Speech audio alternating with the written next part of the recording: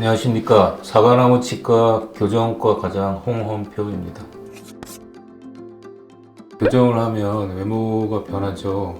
이거에 대한 오해를 좀 말씀드릴게요. 교정을 했을 때 변하는 부분은 사실 수술 교정이 아닌 한 입 주변 밖에는 없다고 보셔야 돼요. 그래서 뭐 입이 너무 들어가게 보여요, 나와 보여요, 이럴 수는 있어요. 근데 그 얘기는 초반부터 치료 중간중간에 계속 환자분 의사를 말씀을 드려야 되는데, 입이 들어가고 나오는 거는 치아를 뽑은 공간을 이용해서 하는 거거든요. 치료 중간쯤부터 이제 외모 변화가 생기는데, 이 뽑은 공간이란 것은 정해져 있는 거예요. 그 공간보다 더 많이 들어가야지만 얼굴이 예쁘게 보인다. 그런 경우는 어쩔 수 없이 교정이 다 끝나고 나서도 입이 조금 나와 볼 수 있는 거고요. 당연히 처음보다는 많이 들어갔지만 여전히 나와 볼 수 있는 거예요. 그러니까 본인이 처음에 입이 아주 많이 나온 경우에는 발치 교정만으로는 본인이 원하는 또는 만족하는, 의사가 만족하는 그런 결과가 나올 수 없는 경우도 있고, 조금만 들어가야 되는 경우는 저희가 조절을 할 수가 있어요. 입 부분 공간으로. 그래서 너무 많이 안 들어가게 하는 거는 가능하거든요. 그렇지만 많이 들어갔다 적게 들어갔다, 이거는 어디까지나 주관적인 거예요. 의사가 볼 때는 한 이 정도는 들어간 게 너무 많이 들어갔다는 생각이 안 들어, 이럴 수도 있는 거거든요. 환자분이 볼 때는 이런 부분을 해결하기 위해서는 중간중간에 계속적으로 말씀을 나누셔야 돼요. 치료 계획을 잡는 단계부터 어느 정도 입이 들어가는 게 좋다, 이런 것들 시뮬레이션을 통해서 의견을 나누시는 게 좋아요.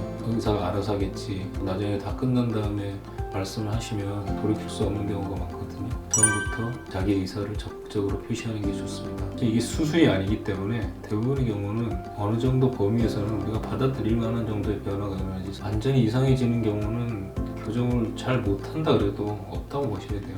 되게 미세한 부분이기 때문에 의견을 서로 잘 맞춰 나가는 것이 중요하다고 이렇게 생각이 듭니다. 우리가 앞공을 확장하면 얼굴이 넓어질 거라고 걱정하는 분들, 특히 여자분들, 전혀 얼굴 넓이랑은 관계가 없어요. 앞공 확장이라는 보통 이제 상악을 확장하는 건데, 이 상악뼈가 당연히 어린 나이에 이제 확장이 돼요, 뼈 자체가. 근데 나이가 들면, 성인이 되면 뼈 자체가 늘어나는 양은 거의 없다고 보시면 되고, 치아가 늘어나는 거고, 이것 때문에 얼굴이 넓어지는 경우는 사실 없어요. 과학적으로 불가능한 얘기인데, 그냥 얼굴 넓이를 결정하는 게 상악골, 하악골이라고 하는 치아가 심어져 있는 뼈랑은 전혀 관계가 없거든요.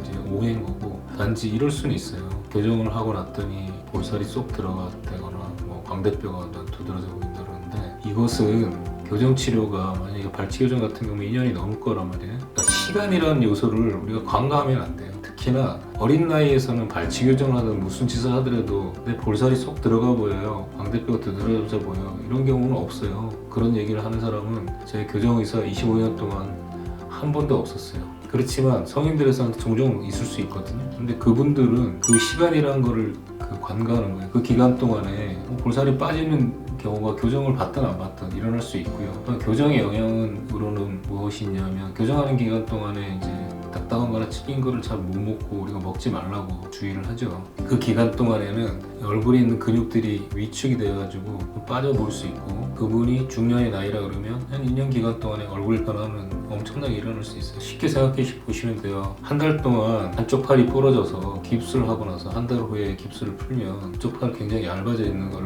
경험이 있으신 분들은 알 겁니다. 근육을 쓰지 않으면 위축이 돼요. 그렇지만 이렇게 일시적으로 위축됐던 것들은 나중에 다 회복은 될 수 있거든요. 그런데 2년 기간 동안에 내가 나이가 들어서 시간이 흘러서 생긴 얼굴살의 빠짐이랑 그로 인해 생기는 광대뼈의 두드러짐은 그건 받아들여야 돼요. 시간이 흘러가는 과정에서 생기는 변화들은 우리가 받아들일 수밖에 없어요. 그래서 우리가 항상 이 치료를 받을 때 시간이라는 요소를 잊어먹으시면 안 된다, 이렇게 보시면 됩니다.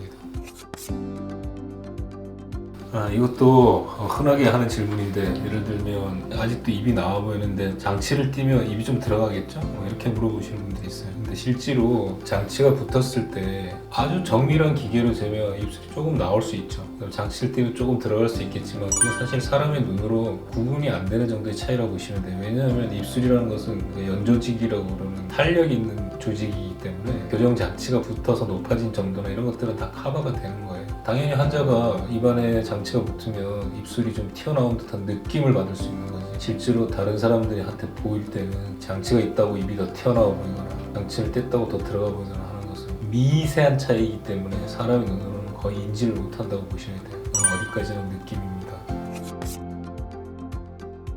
신음식이라고 말씀하셨는데 당연히 치아를 부식시키고 충치를 일으키는 거는 산이에요. 산은 이제 신맛이 나는 거죠. 그렇지만 우리가 먹는 신음식은 김치나 뭐 레몬 같은 종류의 그런 과일들 그런 것들 먹는다 그래서 치아가 부식이 되는 경우는 없어요. 단지 그런 걸 먹고 계속적으로 양치질을 안 하면 부식이 될 수 있겠죠. 근데 그거는 시지 않은 음식을 먹더라도 양치질을 안 하면 충치균에 의해서 산이 생성이 돼요. 그래서 충치가 생기는 거거든요. 양치질이 절대적으로 중요한 겁니다. 근데 이제 주의는 하셔야죠. 뭘 주의해야 되냐면 어린 학생들 중에서 탄산음료를 물 마시듯이 먹는 사람들이 있어요. 그런 사람들은 부식이 굉장히 심하게 치아 전반적으로 올 수 있어요.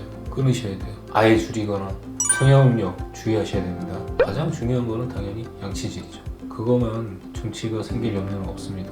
양치질을 안 하는 사춘기의 남녀 학생들 중에서 다발성으로 여러 치아에 심각한 충치가 생겨서 교정치료를 더 이상 진행 못하게 되는 경우도 간간히 있으니까 양치질 명심하고 잘 하십시오. 이거야말로 굉장히 주관적인 내용이에요. 본인이 이상하다고 생각이 들면 그게 아무리 작은 문제라도 의사랑 상담을 하시는 게 중요하죠. 의사가 봤을 때 이거 별거 아닌 거다, 전혀 문제가 안 되는 거다 이렇게 설명을 해줄 수도 있는 거고요. 환자가 이런 걸 요구하고 있거나 해서 의사가 이해를 하고 그거에 맞춰서 치료 방법을 조금 변경할 수도 있는 거고, 정말 심각해서 무슨 문제가 있나 검사를 해볼 수도 있는 거고요. 아주 작은 질문이 있을 때 그 질문하는 걸 두려워하지 마세요.